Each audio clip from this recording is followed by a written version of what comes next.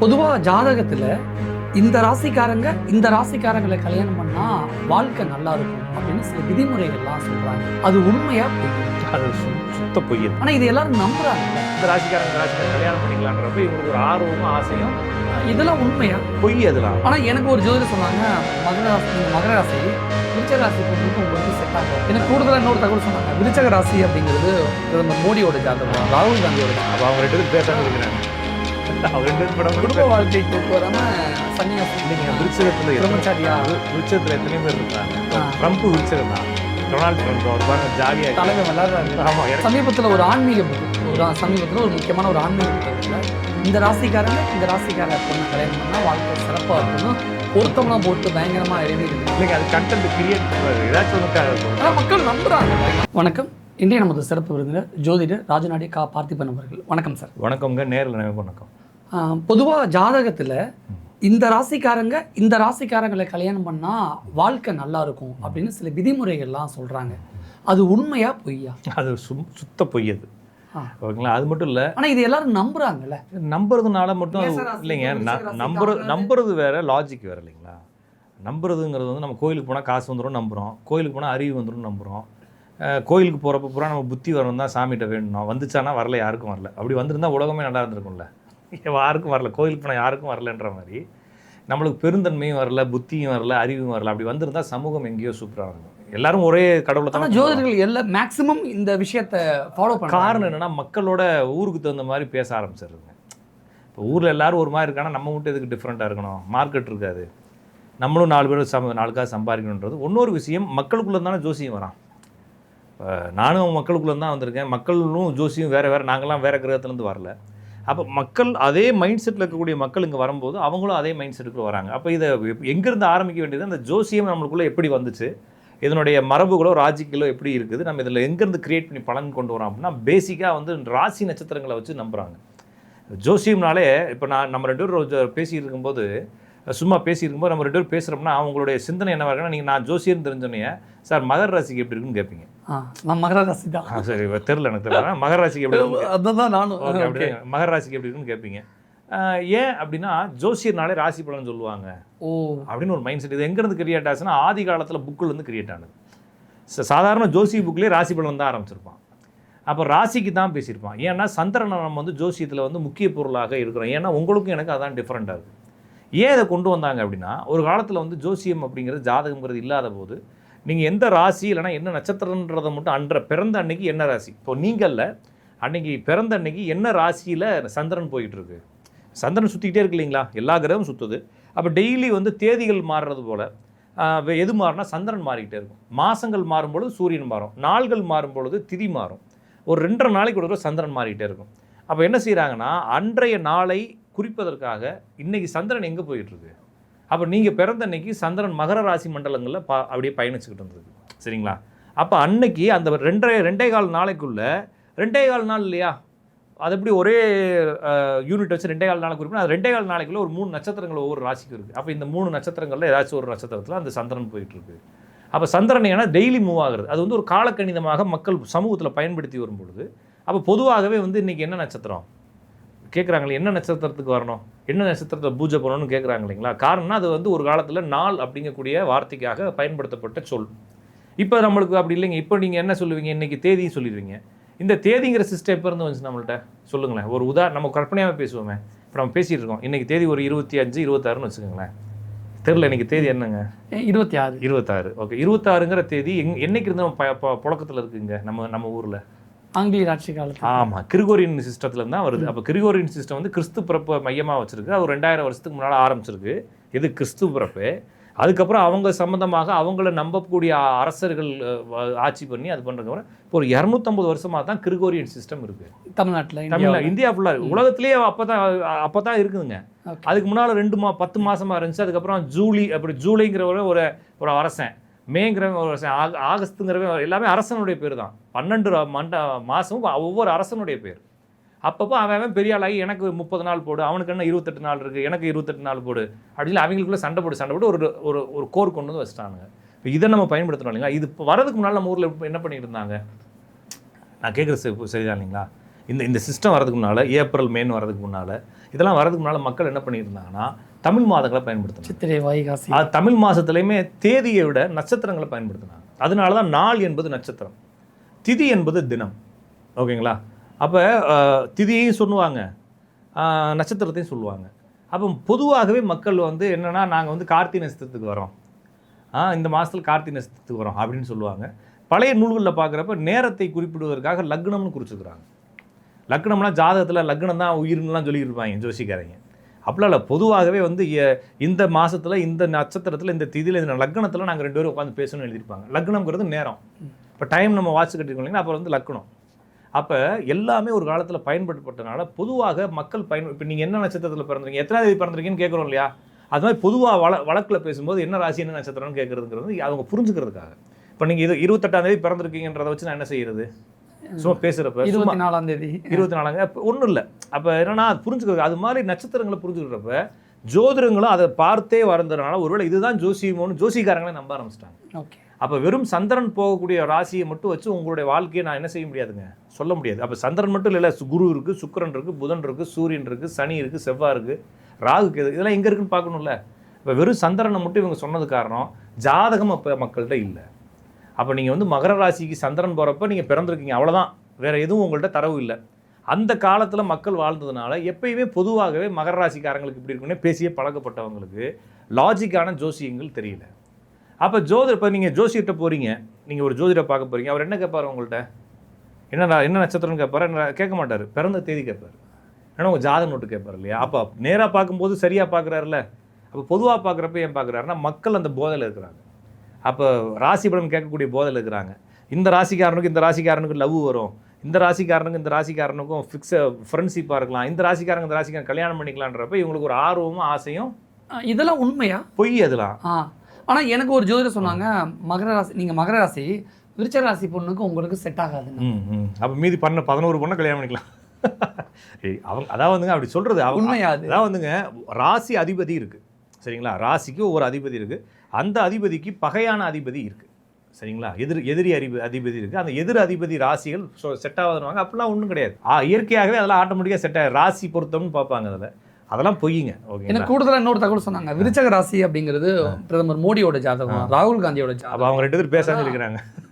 அவங்க 2 பேரும் படம் குடும்ப வாழ்க்கைக்கு ஒத்து வராம சன்னியாசி இல்லைங்க. விருச்சகத்தில் எத்தனை பேர் இருக்கிறாங்க. இப்போ ட்ரம்ப் விருச்சகம் தான், டொனால்ட் ட்ரம்ப், அவர் பாருங்க ஜாலியாக தலைமை விளாட்றாரு. ஆமாம், இறங்கி விளாட்றாருன்னு, இறங்கி அடிக்கிறாருன்ற மாதிரி பார்த்து சூப்பராக இருக்காருல்ல. அது வந்து யாராச்சும் ஒரு 2 பேரை வச்சு அவங்க புரிஞ்சுக்கிட்டாங்கன்னா அவங்க ஜோசியம் புரியலன்னு அர்த்தம். ஒரு மனிதன் திருமணமாகாமல் போகிறதுக்கு ராசி காரணம் இல்லை. ஏன்னா அப்போனா மொத்தம் 12 ராசியில் தான் இருக்குது. அப்போ விருச்சிக ராசிக்காரனா கல்யாணம் பண்ணாமல் தானே சுற்றணும் இல்லைங்களா. விருச்சிக ராசிக்காரன் 4 கல்யாணம் பண்ணுறவங்களாம் இருக்கிறாங்க. அப்போ அது காரணம் இல்லை. அப்போ நட்சத்திரத்தை வைத்து, ராசியை வைத்து ஒரு திருமணத்தை நாம் ஃபிக்ஸ் பண்ண முடியாது. இந்த நட்சத்திரத்துக்காரங்க தான் கல்யாணம் பண்ணணும், இந்த ராசிக்காரன் தான் கல்யாணம் பண்ணணும், இவங்கள தான் லவ் பண்ணணும், இவங்களோட தான் ஃப்ரெண்டாக இருக்கணும், இவங்களோட தான் வாழணும், இவங்களோட தான் பேசணும்னு சொல்கிறதுக்கு யாருக்கும் எந்த ஒரு கணித முறையும் கிடையாது. சமீபத்தில் ஒரு ஆன்மீக சமீபத்தில் ஒரு முக்கியமான ஒரு ஆன்மீக புத்தகத்தில் இந்த ராசிக்கார பொண்ணை கல்யாணம் பண்ணால் வாழ்க்கை சிறப்பாக இருக்குன்னு பொருத்தம்லாம் போட்டு பயங்கரமா எழுதிருந்தாங்க. இல்லைங்க, அது கண்டென்ட் கிரியேட்டுக்கு ஏதாச்சும் ஒன்று மக்கள் நம்புறாங்கல்ல. மக்கள் நம்புறது யாரை வச்சு நம்புறாங்கன்னா, தொடர்ந்து ஜோசிக்காரங்க எழுதுறத வச்சு தான் நம்புறாங்க. உண்மையான ஜோசிக்காரங்க ஒரு 10 பேர் பிடிச்சு, அதாவது நான் அதுக்கு நான் உங்களுக்கு ஃப்ராடுன்னு சொல்லலை, நான் பியூரான ஆளுன்னு சொல்லலை. லாஜிக் ஜோசியம் என்ன சொல்லுதோ நான் சொல்கிறது அதானே. இப்போ நம்ம ஒரு துறையை பற்றி பேசுகிறோம்னா நான் உண்மையானவன் நாங்கள் பேசலை, துறை அப்படி இல்லை. அப்போ ஜோதிடத்துறை என்பது நட்சத்திரங்களையோ ராசிகளையோ மையமாக வச்சு செய்யறது இல்லை. அப்போ ஜாதகத்தில் 2 திருமணம் ஆகாமையோ திருமண வாழ்க்கையை சரியாக அமைக்கணும்னாலோ எல்லா கிரகங்களுடைய காம்பினேஷனை வச்சு தான் நம்ம ஒரு முடிவுக்கு வரணும் இல்லையா. ஒரு நட்சத்திரத்தை வச்சோ ஒரு ராசியை வச்சோ முடிவு. அப்போ ஜோசிக்காரங்களாம் சேர்ந்து இனிமேல் ராசி பலன் எழுதக்கூடாது அப்படின்னு அவங்க ப்ராப்பராக எடுத்துட்டாங்கன்னா கொஞ்ச நாள் மக்கள் மனசு மாறிட போது. இந்த ஜோசிங்கிறத ஜோசிக்காரன் சொல்லி தானே மக்களுக்கு தெரியும், அவங்களாவா கற்றுக்கிட்டு வந்தாங்க இல்லை. அப்போ இந்த மெத்தடுகள் எங்கேருந்து ஆரம்பிச்சுன்னா, ஆரம்பத்தில் இருந்து இந்த கல்யாணம் பண்ணுறதுல நிறைய குழப்பங்கள் மக்களுக்கு இருந்துச்சு. அப்போ அவங்களை சரி பண்ணுறதுக்காக நிறைய ஜோசியர்கள் சேர்ந்து செஞ்ச விஷயம் தான் அது. உத்தர காலாமிர்தம் அப்படின்னு சொல்லி மகாகவி காளிதாசருடைய ஒரு புத்தகம் இருக்குங்க. அந்த புத்தகம் இருந்துச்சுன்னா நீங்கள் அதனுடைய முகப்பு பக்கத்தை எடுத்து பார்த்தீங்கன்னா அது எழுதியிருக்கும் இந்து தர்ம சாஸ்திர நூல்னு இருக்கும். அப்புறம் அண்டு போட்டு ஜோதிட நூல்னு இருக்கும். அப்போ அவர் ஜோதிடர், அவருக்கு வந்து இந்து தர்ம சாஸ்திரங்கள் மேலே நம்பிக்கை இருக்கக்கூடிய ஒரு விற்பனர். அவர் ஒரு புத்தகத்தை வெளியிடுறார் விக்ரமாதித்தன் அரசவையில். அவர் எப்படி வெளியிட்டிருப்பார் சொல்லுங்கள். இப்போ அதே இது வந்து ஒரு திராவிட கழகத்துலேருந்து ஒருத்தர் வெளியிட்டிருக்காரு ஜோதிட நூல், அவர் எப்படி வெளியிட்டிருப்பாரு? கடவுளை இல்லைன்னு வெளியிட்டிருப்பாரு. ஆமாம். இப்போ இவருக்கு வந்து இவர் வந்து இந்து தர்ம சாஸ்திரத்துக்கே நூல் வெளியிடுறப்ப அவர் அருணா கயிறு கட்டுறது, பூநூல் போடுறது, முடி எடுக்கிறது, நகம் வெட்டுறது, மூக்கு குத்துறது, காது குத்துறது, எல்லாத்துக்கும் என்னென்ன நட்சத்திரத்தில் என்னென்ன நாளில் குத்தலாம், சடங்கு முறைகள் எல்லாத்தையும் எழுதி வச்சுட்டார் அதில். ஓகேங்களா? அதில் தான் திருமண பொருத்தம் வருது. ஜோசியத்தில் இல்லை திருமண பொருத்தம், அந்த இதில் இருக்குது. அப்போ இந்த நட்சத்திரத்துக்கு காரணம் இந்த நட்சத்திரத்துக்கு காரணம் கல்யாணம் பண்ண நல்லா இருப்பான். ரச்சு பொருத்தம், யோனி பொருத்தம், மாகேந்திர பொருத்தம், தீர்க்கம், ஸ்திரீ தீர்க்கம். ஆனால் இதெல்லாம் கல்யாணத்தில் பார்க்குறாங்கல்ல, நீங்கள் சொல்ல பார்க்குறாங்க. அப்போ பார்த்து இத்தனை நாள் ஏன் வந்து கோர்ட்டை மூடலை? நீங்கள், நான் சொல்கிறது பார்த்து ஏன் மூடலை அப்படின்னா விதி தாங்கிறேன். நீங்கள் என்ன முயற்சி செஞ்சு வச்சாலும் ஒருத்தனுக்கு 2 கல்யாணம் ஆகணும்னா 1000. அப்போ கண்டுபிடிக்க தெரியலன்னு அர்த்தம். அப்போ ஜோசிக்காரங்கள்ட்ட கொண்டு போய் நீங்கள் வெறும் நட்சத்திர பொருத்தத்தை பார்க்குறதுக்கு நீங்கள் ஜோசிக்கார்ட்ட போகிறீங்க. கூகுள் போதும்ல, போதும்ல, கூகுள் போதும். கூகுள் நீங்கள் ஒரு அட்டை இருக்குங்க, அந்த டேபிள் அட்டை இருக்குது. இந்த பக்கம் ஃபுல்லாக ஒரு நட்சத்திரம், இந்த நட்சத்திரம் இந்த நட்சத்திரத்துக்கு அப்படியே 0 பண்ணி எத்தனை பொருத்தம்னு வட்டம் போட்டிருப்பான். 7 பண்ணலாமான்றப்ப அதிலே வந்து 5 அதம பொருத்தம்னு போட்டிருப்பான். முக்கியமான பொருத்தம் 5, அது இருந்தால் பண்ணிக்கன்னு போட்டிருப்பான். பண்ணிட்டு போக வேண்டியதானே? அதுக்கு ஜோசிக்காரர் நீங்கள் சொல்கிற மாதிரி ஜாதகம் பொருத்தவனை பார்த்து தான் கல்யாணம் பண்ணுறாங்க. ஆனால் வாழ்க்கையில் தோற்று போய் மேரேஜ் லைஃப் ஃபெயிலியர் ஆகி பிரிஞ்சிடுறாங்க, டைவர்ஸ் வந்து. ஆமாம், அதுதான் ஜாதகத்தில் இருக்குது, நடக்குதுங்க. நட்சத்திரத்தினால ஒரு முடிவும் செய்ய முடியாது. அப்போ நான் என்கிட்ட நீங்கள் வரீங்க, ஒரு ஜாதகத்தை தூக்கிட்டு ஒருத்தர் வராருங்க, அவருக்கு டிவோர்ஸ் ஆகணும்னு விதி இருக்குது. நான் என்ன செய்வேன்? நானும் ஒன்றும் செய்ய மாட்டேன். நான் வந்து என்ன சொல்லுவேன்னா, உங்களுக்கு 2 கல்யாணம்ன்றது சொல்லி அனுப்பிச்சிடுவேன். டைவர்ஸ்னு சொல்லாமல் 2 கல்யாணம்னு சொல்லுவேன். அதான் 2. அப்போ அவர் கேட்டால் அதையும் சொல்லுவேன். உங்களுக்கு ஃபஸ்ட்டு கல்யாணம் டிவோர்ஸ் ஆகும், 2வது கல்யாணம் தான் சார் நடக்கும். 2வது கல்யாணம் ஏற்கனவே திருமணமான ஒரு பொண்ணை கல்யாணம் பண்ணிக்கிற மாதிரி ஜாதகம் இருக்குது சார் அப்படின்னு சொல்லி, அது என்ன பண்ணுறது எனக்கு தெரியாது சார்னு சொல்லிடுவேன். சரிங்களா? அப்போ பரிகாரம் கேட்பாரா? பரிகாரம் எல்லாரும் தான் கேட்குறாங்க. பரிகாரம் கேட்பாங்க, நான் இல்லை தெரியாது சார்னு சொல்லிடுவேன். ஏன் பரிகாரம் யாருக்கு ரெஃபர் பண்ணுறது இல்லை? பரிகாரம் ஒர்க் பண்ணுறதுல அது உண்மையும் இல்லை. அது எந்த நூல்களையும் ஜோதிட நூல்களில் பரிகாரம் எழுதப்படலை. இது எல்லாமே வந்து இடையில அந்த தொழிலை பார்க்குறவங்க.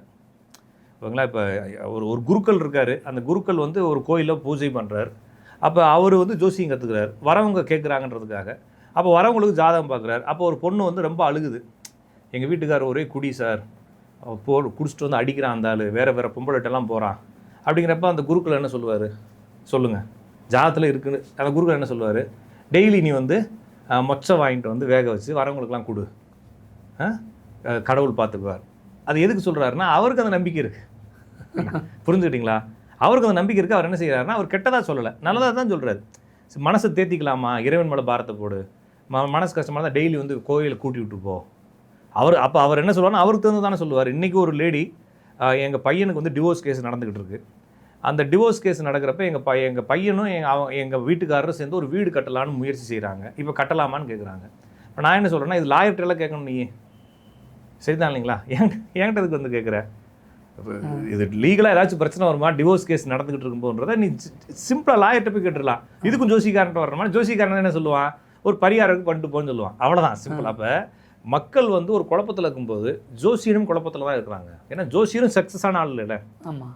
அப்போ அவங்க ஒரு விஷயத்தை நம்புகிறாங்க. ஒருவேளை நான் வந்து ஒரு கிறிஸ்தவ மதத்துக்கு மாறின ஜோசியர்னு வச்சுக்கோங்களேன், நான் என்ன சொல்லுவேன்னா, ஏதாச்சும் வேளாங்கண்ணி போயிட்டு வா அப்படின்னு சொல்லியிருப்பேன். நான் முகமதியாகவே மாறின இதாக இருந்தால் ஏதாச்சும் அல்லா கோவிலுக்கு போயிட்டு வான்னு சொல்லியிருப்பேன். அப்போ நான் ஹிந்துவாக இருக்கக்கூடிய ஜோசியர்ன்றனால நான் என்னுடைய மதம் சார்ந்த நம்பிக்கைகளை நான் உங்கள் மேலே திணிக்கிறேன்.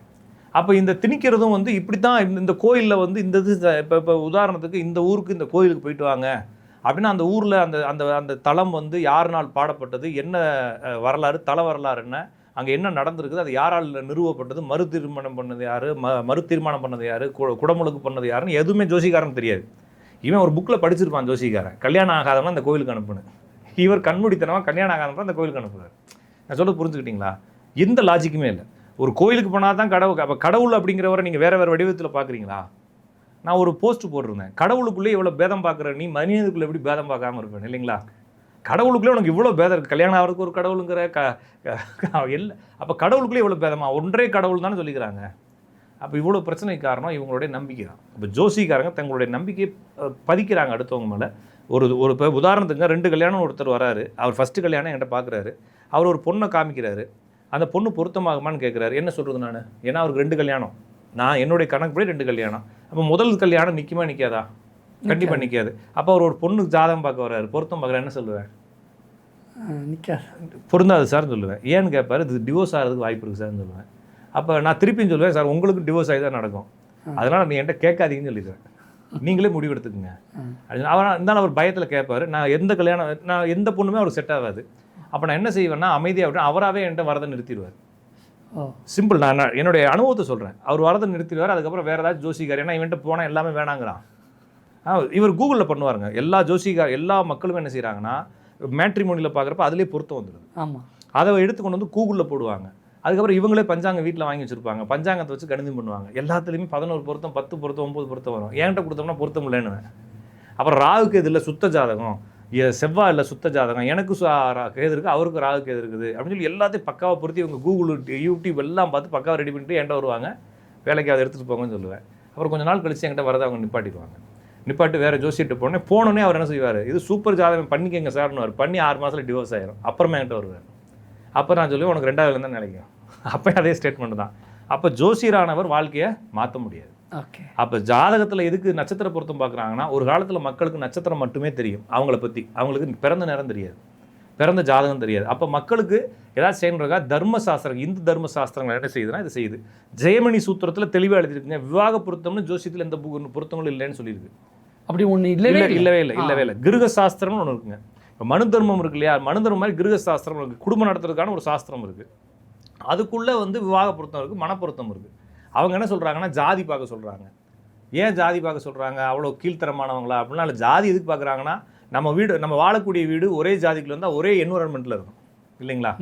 நாங்கள் போய் வேறு ஒரு சிஸ்டத்தில் வாழாமல் ஒரு ஜாதிக்குள்ள இருக்கணும், ஒரே சடங்குகள் சம்பிரதாயங்கள் வாழ்முறை எல்லாமே இருக்கப்போ அந்த பொண்ணு போகிறப்ப என்ன ஆகும், ஈஸியாக இருக்கும். அங்கே போய் ஈஸியாக அடாப்ட் ஆகிக்கும். நீங்கள் வேறு ஏதோ ஒரு இதுக்குள்ளே போகிறப்ப இங்கேருந்து ஒன்று பண்ணிட்டு போங்க, அங்கே போனால் ட்ரெஸ்ஸே மாற்ற சொன்னாங்கன்னா என்ன இருக்கும்? அப்படின்னாலும் ஜாதியை பாருங்கள், குலத்தை பாருங்கள், அவங்களுடைய குடும்ப நிலையை பாருங்கள், உயரத்தை பாருங்கள், மனப்பொருத்தத்தை பாருங்கன்னு சொல்லி நிறைய பொருத்தங்களை சொல்கிறாங்க. அது மட்டும் இல்லாமல் ஆதி காலத்தில் சொந்தக்காரங்களுக்கு தான் கல்யாணம் பண்ணாங்கன்னு சொல்கிறாங்க. ஆமாம், சரிங்களா. ஆனால் இன்னைக்கு சொந்தக்காரங்க கல்யாணம் பண்ணக்கூடாது அப்படிங்கிறாங்க. இல்லைங்க, அதுக்கு அப்படின்னா அந்த காலத்துலலாம் பைத்தியக்காரனாக பிறந்தான், நல்லா தானே இருந்தான். அவ்வளோதான், எல்லாம் விதி தான். இப்போ ஒருத்தனுக்கு ஜாதகத்தை பார்த்தோன்னே இவனுக்கு ஆட்டிசம் குழந்தை பிறக்குன்னு தோணுச்சுன்னா இவன் சொந்தத்தில் கல்யாணம் பண்ணான்னா அந்நியத்தில் பிறகு தானே போகுது. நிறைய ஆட்டிசம் குழந்தைகள் பிறக்கிறவங்க யாருன்னு தெரியாம தான் கல்யாணம் பண்ணிக்கிறாங்க. அது முக்கியம் இல்லை. ஆனால் சொந்தத்தில் கல்யாணம் பண்ணால் ஒரு நோய் இருந்தால் அது தீர்வு இல்லாமல் இருக்குன்றதுக்காக இவங்க சொல்கிறாங்க. ஒரு நோய் தொற்று இவருக்கு இருக்குது, ரெண்டும் சேரும்போது இன்னும் ப்ளஸ் சூப்பராக இருக்குது, கொஞ்சம் அவாய்ட் பண்ணலான்னு சொல்கிறாங்க. அவ்வளோதானே தவிர சம்திங் இந்த நட்சத்திர பொருத்தம் என்பது மேலோட்டமான ஒரு ஒரு ஒரு ரிவ்யூ ஒரு செல்ஃபோன் ரிவ்யூ பார்த்துட்டு வாங்குற மாதிரி, ஆனால் ஆர்டர் போட்டு ரிவ்யூ பார்க்குற மாதிரி. இன்னொரு விஷயம், மக்கள் ஃபிக்ஸ் ஆகிட்டே தான் வராங்க. இந்த பொண்ணை நம்ம கல்யாணம் பண்ணலான்னு முடிவு எடுத்துக்கிறாங்க. என்கிட்ட கேட்குறாங்க. கேட்டதுக்கப்புறம் அவங்க என்ன பண்ணுறாங்க, காம்ப்ரமைஸ் பண்ணுறாங்க. சார் அவர் நல்லா பாருங்கள் சார், செவ்வாய் நல்லா இருக்குது சார் நல்லா பாருங்கள் சார், குரு நல்லா, நாங்கள் இல்லை உனக்கு நல்லா இருந்தால் பண்ணிட்டு போயேன், என்கிட்ட இதுக்கு வரேன். அப்போ என்னென்னா இவங்க காம்ப்ரமைஸ் நம்மளை அப்படியே ஒரு மாதிரி கன்வின்ஸ் பண்ணுவாங்க. அவங்க காம்ப்ரமைஸ் ஆகிக்குவாங்க. அப்புறமா நம்ம சரியில்லைன்னு சொல்லிட்டாங்கன்னா ஒரு 5 ஜோசியர்கிட்ட போயிட்டு, இப்போ நேற்று கூட ஒரு ஜாதகம் பார்த்தாரு ஒருத்தர், ஜாதகம் காமிச்சார், நான் சரியில்லைன்னு சொன்னேன். அவர் நான் ஏற்கனவே ஒரு ஜோசியர்கிட்ட பார்த்தேன் சார், வீட்லேயும் ஒன்று ஜோசியர் 2 ஜோசியர் நல்லா இருக்குன்னு சொல்லிட்டாங்க. அப்போ நீங்கள் என்ன சார் சொல்கிறீங்க அப்படின்னா, நீங்கள் இன்னும் 2 ஜோசியர் பாருங்கன்னு மெசேஜ் போட்டிருந்தேன். அவ்வளோதான். ஏன்னா அவங்க இந்த பொண்ணை விடுறதுக்கு அவங்களுக்கு விருப்பம் இல்லை இல்லையா. அப்புறம் இதுக்கு என்கிட்ட அவங்க கன்வின்ஸ் பண்ணுறாங்க, இன்னும் 2 ஜோசியரை பாருங்கள். 5 ஜோசியர் ஆயிடுச்சுன்னு வச்சுக்கோங்களேன், அவங்களுக்கு கணக்கு பண்ணுறது ஈஸியாக இருக்குது. 4 பேர் சொல்லிக்கிறான், இந்த ஆள் மட்டும் வேணாம்னு சொல்கிறப்ப நீங்கள் முடிவு எடுப்பீங்க. அப்போ நடக்கிறது நடக்கட்டும். அப்போ விதி தான் எல்லாமே. அப்போ விதிப்படி போகுது. இந்த விதியோடு சேர்ந்து விளையாடும் பொழுது நமக்கு கொஞ்சம் பயம் இருக்குது. அப்போ அவங்க பயமுறுத்துறதுக்காக பயம் இல்லாமல் மூவாக நட்சத்திர பொருத்தத்தை பார்க்குறாங்க. நட்சத்திர பொருத்தம் என்பது ஹம்பக். அது பொருத்தம்ங்கிறது இல்லவே இல்லை. நட்சத்திர பொருத்தமும் கிடையாது. நட்சத்திர பொருத்தம் ஆன்லைன்ல நிறைய டேட்டிங் ஆப் இந்த மாதிரி நிறைய ஆன்லைன் எல்லா பொருத்தத்துல அவங்களுக்கு நட்சத்திரம் தான் கேக்குது. இல்லை, அவங்க அதானே கேட்பாங்க, அவங்களுக்கு அதானே தெரியும். நான் சொல்கிறது அது என்னென்னா பேசிக்காக யாராச்சும் வெப்சைட் படித்தவங்க, டிசைனிங் கோடிங் பண்ணுறவங்க பண்ணுறது, அவங்க சமூகத்தில் என்ன இருக்கோ அதை தானே போடுவாங்க. ஆனால் உண்மையான ஜோசியத்தில் இந்த நட்சத்திர பொருத்தமோ ராசி பொருத்தமோ இந்த பொருத்தங்களோ கிடையாது. ஜாதக ரீதியாக ஒருத்தருடைய ஜாதக வாழ்க்கை எப்படி போகும்னு சொல்லும். அப்போ இவர் இந்த பொண்ணை தான் தேர்ந்தெடுப்பாருன்னு அதுவும் என்ன இருக்கும், விதி கண்டுபிடிக்க முடியாது நம்மளால். இந்த பொண்ணு தான்றது கண்டுபிடிக்கும். ஆனால் எல்லாம் விதிப்படி தானே நடக்குது. அப்போ என்ன சொல்கிறாங்கன்னா, சொர்க்கத்தில் நிச்சயப்பட்டதுன்னு சொல்கிறாங்களே கல்யாணம், நம்மளாம் நிச்சயம் பண்ணுறோம், ஜோசிக்காரராக நிச்சயம் பண்ணுறாரு. சொர்க்கம் பண்ணால் ஜோசியர் ஆஃபீஸா? அது இல்லை, அது ஆல்ரெடி நிச்சயிக்கப்பட்டதுங்க. நம்ம நம்மளாம் என்ன செஞ்சுக்கிறோன்னா, நம்ம தான் சரி பண்ணோம், நம்ம தான் கண்டுபிடிச்சோன்னு இது பண்ணிக்கிறோமே தவிர வாழ்க்கையில் எதையுமே செலக்ட் பண்ண முடியாது உங்களால். கல்யாணம் முதற்கொண்டு குடும்பம் வரைக்கும், குழந்தை வரைக்கும் எல்லாமே உங்கள் விதி தான், பேர் வரைக்கும். அப்போ உங்களால் நான் தான் செலக்ட் பண்ணேன், அந்த ஜோசிக்காரன் சொன்னார்ன்றதுக்கு எதுவும் இல்லை. ஜோசிக்காரங்க உங்களை வச்சு கொஞ்சம் குழப்பம் நடத்திக்கிறாங்க. உங்கள் பயம், உங்களுக்கு குழப்பம் இருக்குது, நாங்கள் உங்களுக்கு சப்போர்ட் பண்ணுறோம், அவ்வளோதானே தவிர நாங்கள் உங்களுடைய வாழ்க்கையை தேர்ந்தெடுத்து கொடுக்கவே முடியாது. ஏன்னா நட்சத்திர பொருத்தம் என்பது சும்மா ஒரு கண் துடைப்பு, அவ்வளோதான். ஏன்னா உங்களுடைய தகவல்கள் அது மட்டும்தான் சரியாக தெரியும். ஜாதக ரீதியாக தான் பார்க்கணும். ஜாதக ரீதியாக பொருத்தம் பார்க்க முடியாதுங்க. உங்கள் வாழ்க்கை எப்படி இருக்குன்னு வேணால் பார்க்கலாம். உங்களுடைய வாழ்க்கை இப்படி இருந்தால் இப்படி தானே பொருந்தும் இல்லைங்களா? அப்போ 2 கல்யாணம் கடவுளுக்கே இருக்கே, முருகனுக்கே 2 கல்யாணம் இருக்குல்ல, அப்புறம் எப்படி நீங்கள் அதை சரி பண்ண முடியும்? கடவுள்கிட்ட போய் வேண்டாமா முடியும்? ஒன்றும் முடியாது. அப்போ எல்லாம் விதி தான். நட்சத்திர பொருத்தமோ ராசி பொருத்தமோ பேப்பரில் எழுதுறதுக்கோ படிக்கிறதுக்கோ ஆர்டிகல் படிக்கிறதுக்கோ இங்கேருந்து திருச்சி வரைக்கும் போகிறப்ப மறுபடியும் படிச்சுக்கிறதுக்கோ யூஸ் ஆகுமே தவிர வாழ்க்கைக்கு சுத்தமாக யூஸ் ஆகுது. அப்போ ஜாதக கட்டம் வந்து கணிக்கிறபடி நடக்காது அப்படின்னா கைரேகை ஜாதக கட்டத்தில் இருக்கிறதா நடக்கும். ஓகேங்களா? அது வேணா எனக்கு கணிக்க தெரியாமல் வேணா இருக்கலாம். ஓகே, ஜாதக கட்டத்தில் இருக்கிறதா நடக்குது. ஏன்னா அதை தான் இது ரிஃப்ளெக்ட் பண்ணுது. ஓகே, அப்போ அதுவும் தான் கைரேகையும் தான். எல்லாமே ஒன்று தான். வேறு துறையானது. 2 ஒரு துறை இல்லை. கைரேகை என்பது வேறு துறை, ஜாதகம் என்பது வேறு துறை. 2 வேறு துறை ஒரே விஷயத்தை தான் குறிப்பிடுது. 2லையும் இருக்கிறது கணிக்க தெரிஞ்சா கணிக்கிறது தான். நான் சொல்கிறது இந்த நட்சத்திரத்தை வச்சு முடிவு எடுக்க முடியாது, நட்சத்திரத்தை வச்சு சூஸ் பண்ண முடியாது, லைஃப்பை நம்மளால சூஸ் பண்ண முடியாது. நிறைய பேர் நினைக்கிறாங்கன்னா என்கிட்ட வரவங்களே நான் என்ன தொழில் பண்ணால் நல்லா இருக்கலாம்னு கேட்குறாங்க. நான் என்ன சொல்லுவேன்னா கமிஷனர் ஆயிடுச்சு இன்னைக்கு சொல்லுவேன். நல்லா இருக்கு தானே வழி கேட்குற, போய் கமிஷனர் அதை எப்படி சார் முடியும் அப்படின்னா, அப்போ உனக்கு என்ன வரும்னு கேளு இல்லைங்களா? ஜாதகத்தில் என்ன வரும்னு கேளு. என்ன தொழில் பண்ணால் டாப்பில் வரும்னா கமிஷனர் ஆயிடுது, அவ்வளோதான் இல்லைங்களா? எல்லாம் கலெக்டர் ஆயிடுது. ஜாதகப்படி என்ன தொழில் செஞ்சால் சக்ஸஸ் ஆகலாம் அப்படி சக்ஸஸும் கூட ஆகலாம். அதெல்லாம் நம்ம முடிவு தொழில் செய்யணும். என்ன தொழில் செய்யறதுக்கு ஜாதக அமைப்பு இருக்குன்னா நான் இந்த தொழில்கள் நீங்கள் செஞ்சு வருவீங்கன்னு நான் சொல்லுவேன். அவ்வளோதான். ஓகே, உங்களுக்கு ஒரு ஐடியா தான் கிடைக்கும். நான் ஒரு குழந்தை ஜாதத்தை கொடுக்குறாங்க ஒரு 15 ஏன்னா 15 வயசுக்கு மேலே நான் ஜாதகம் பார்க்கறது இல்லை. அதுக்கு மேலே இருக்க தான் பார்ப்பேன் கண்டிப்பாக. அதுக்கு முன்னாடிலாம் குழந்தைக்கு ஏதாச்சும் உடம்பு சரியில்லைன்னு சொன்னாங்க நான் மட்டும் பார்த்து சொல்லுவேன். மீது எதுக்கும் பார்க்க மாட்டேன். காரணம் எதுக்கு குழந்தை ஜாதம் எதுங்க? குழந்தைங்கிறது கடவுள், அது கிடைச்சதே இப்போ வரோம் இல்லைங்களா? எத்தனையோ பேர் குழந்தை இல்லாமல் இருக்கிறாங்க. அதை போட்டு நோண்டி எதுக்கு பார்த்துக்கிட்டே இருக்கணும்? குழந்தைங்கிறது கடவுள், அப்படியே விட்டு போக வேண்டியது. அந்த குழந்தை 15 வயசு வரும்போது நம்மளுக்கு பயம் வந்துடும். ஃபஸ்ட்டு என்ன செய்வாங்கன்னா நம்ம குழந்தைய பெருசாக வளர்க்கணும்னு நினைப்போம். அந்த 15 வயசு வரும்போது நம்ம அளவுக்கு இந்த குழந்தை வந்துடா போதுன்ற ஒரு பயம். ஏன்னா சமூகம் அப்படி இருக்குது. நம்ம அளவுக்கு பத்திரமா வந்தால் கூட போதும், கெட்டு போயிடக்கூடாதுன்றப்ப இந்த குழந்தை என்ன படிக்கும் எப்படி போகுன்ற ஒரு 15 வயசு வரும்போது பார்க்குறப்ப இந்த பிள்ளை இந்த மாதிரி ட்ராக்ல தான் போகும் அப்படின்னு நம்ம சொல்லிடுவோம். ஆனால் இவங்க வரவங்க வந்து மெடிக்கல் படிக்க வைக்கலாமா அப்படின்னு கேட்பாங்க. மெடிக்கல் படிக்கிறதுக்கு ஏதாச்சும் பரிகாரம் இருந்தால் சொல்லுங்கன்னுவாங்க. இப்போலாம் பரிகாரம் செய்கிறாங்க. நீட் எக்ஸாம் எழுதுறதுக்கு, ஜேஇ எழுதுறதுக்குலாம் பரிகாரம் செய்கிறாங்க. ஏன்னா எல்லாத்துலேயும் பரிகாரம் இருக்குங்க. அப்போ என்கிட்ட கேட்குறப்ப நான் இதுதான் படிக்குன்னு சொல்லுவேன். எனக்கு தெரிஞ்ச நிறைய பிள்ளைகள் வந்து வருவாங்க, சார் எங்களால் முடியல, நாங்கள் வந்து இன்ஜினியரிங் போடலான்னு இருக்கோன்னுவாங்க. இல்லைங்க 1 வருஷம் எழுத சொல்லுங்கள், அடுத்த தடவை நீட்டு போயிருன்னு சொல்லுவேன். எத்தனையோ பேர் நீட்டு போயிருக்காங்க. அவங்க என்ன கடவுளாக பார்க்குறவங்களாம் இருக்கிறாங்க. நான் உயர்வாக சொல்கிறேன், நம்ம இருக்கிறத படித்து சொல்கிறோம், அவ்வளோதான். இப்போ ஜாதகத்தில் இது இருக்கும், இது நடக்கும். அப்போது நீங்கள் இந்த வேலை பார்ப்பீங்க, இந்த மாதிரி தொழில் உங்களுக்கு செட் ஆகும், இவ்வளோ தான் சொல்ல முடியுமே தவிர நீங்கள் இந்த தொழிலை சூஸ் பண்ணுங்கள், சூப்பராக இருந்தீங்கன்னா நான் இதுக்கு இந்த தொழிலை உட்காந்துருக்கணும், நான் சூஸ் பண்ணி கொடுத்தா நான் ஜோசி வேலை பார்க்கணும், நான் வேறு பாடம் பார்த்து டாப் டக்கரில் ஒரு மாதத்தில் வந்துடலாம் முடியாது. அப்போ எனக்கு என்ன பிராப்தம், எனக்கு என்ன விதி, உங்களுக்கு என்ன விதின்னு சொல்லலாம். அப்போ எல்லாமே சூஸ் பண்ண முடியாது. லைஃபுங்கிறது மூவ் ஆன் ஆகிட்டே இருக்குது. அதை நீங்கள் கண்டுபிடிச்சி அதுக்கு தகுந்த மாதிரி நீங்கள் ட்ராவல் ஆகிறதுக்கு ப்ரிப்பேர் ஆகலாமே தவிர இங்கே ஜோசித்தை அவங்க வேறு கண்ணோட்டத்தில் பார்க்குறாங்க. என்ன பார்க்குறாங்கன்னா நம்ம எல்லாத்தையும் சரி பண்ணிட முடியும். அப்போ ஒரு நட்சத்திர பொருத்தம் பார்க்குறாங்க. அப்போ நட்சத்திர பொருத்தம் பார்க்குறப்ப ஜாதத்தில் தோஷம் இருக்குன்னா ஒரு பரிகாரத்தை செஞ்சுருக்குங்கிறாங்க. இவங்களுக்கு ஒரு பரிகாரம், இவங்களுக்கு ஒரு பரிகாரம் செஞ்சு பிரச்சனையை சால்வ் பண்ணுங்கிறாங்க. ஒருத்தனை இப்போ லேட்டஸ்ட்டாக ஒரு வீடியோ வந்துச்சு, ஒரு வாழை மரத்தை தொட்டிக்குள்ளே ஃப்ளவர் பாட்டில் நட்டு வச்சு அதுக்கு தாலி கட்டுறான். அந்த வாழை மரத்தையாச்சும் ஒழுங்காக அந்த தோட்டத்துலையாச்சும் போய் கட்டிருக்கலாம். அவன் அதையும் பிடுங்கி அதையும் வெட்டி ஒரு பூத்தொட்டிக்குள்ளே வச்சு பக்கத்தில் வச்சு அதுக்கு ஹோமம் வளர்த்து கட்டிக்கிட்டு இருக்கான். அவன் அதோடைய குடும்பம் நடத்த போகிறான் அவன், இல்லைங்களா?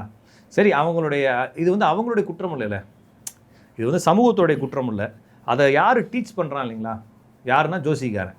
அந்த ஜோசிகாரன் வந்து அவனுடைய மழுங்கிய மூளைன்னு ஒன்று இருக்கு இல்லைங்களா?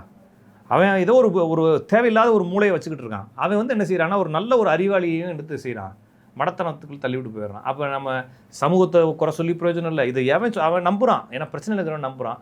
இவனுக்கு அந்தளவுக்கு அறிவு இருக்கான்றது தெரியல. நிறைய அறிவுக்கும் அவங்களுடைய பெரிய இடத்துக்கும் சம்மந்தம் இல்லைங்க. நிறைய முட்டாள்கள் இருப்பான் இல்லையா, அவன் எங்கேயாச்சும் இருப்பான். நிறைய விஷயங்கள் இவங்க என்ன நினைக்கிறாங்கன்னா நம்ம வாயில் வந்ததெல்லாம் சொல்லலாம்னு நினைக்கிறாங்க. ஜோசிக்காரங்க நிறைய பேர் இருக்கிறாங்க, நம்மளுக்கு வாயில் வந்ததெல்லாம் சொல்லலாம், நம்ம கடவுள் மாதிரி என்ன சொன்னாலும் அவன் செய்கிறான்ற மாதிரி இவன் வாயில் வந்த கோயிலுக்கெல்லாம் அனுப்புவான்.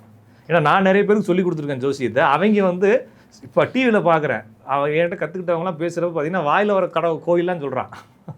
மக்கள் அதை என்ன செய்கிறாங்க, சூப்பர் நீங்கள் சொன்னாலும் இவனுக்கு நேரம் நல்லா இருக்கும் போயிருப்பான். ஒருத்தனுக்கு குழந்தை பிறக்கிறதோ அவனுக்கு குடும்பத்தில் பிரச்சனையும் எந்த கோயில் போனாலும் சரியாயிரும், ஆனால் கோயிலுக்கு போகாட்டினா கூட சரியாயிரும். ஆனால் என்ன செய்வானா அதுக்கு ரிவ்யூ எழுதுவானுங்க, நீங்கள் சொன்னோன்னே போயிட்டு வந்தோன்னு சொல்லிட்டு. சரி பாவம் மக்கள் அப்படின்னு. இப்போ நம்ம ஜாதகத்தில் இருக்கிறதா நடக்கும். நீங்கள் பொருத்தம் பார்க்குறது உங்களுடைய பயத்தை போக்குவதற்கானே தவிர வாழ்க்கையை சரி பண்ண முடியாது. அப்படி தான் புரிஞ்சுக்கணும். ரொம்ப அழகாக நான் திருமணம் சார்ந்து திருமண பொருத்தம் சார்ந்து நிறைய விஷயம் சொல்லியிருக்கீங்க. கண்டிப்பாக நிறைய நேயர்களுக்கு வந்து அவங்களுக்குள்ளே இருக்கக்கூடிய அந்த குழப்பம் ஒரு முடிவுக்கு வந்திருக்கும், தீர்வாக இருக்கும். நம்மளாம் நிறைய விஷயம் ஷேர் பண்ணிக்கிட்டீங்க. மிக்க நன்றி. நன்றி, வணக்கம்.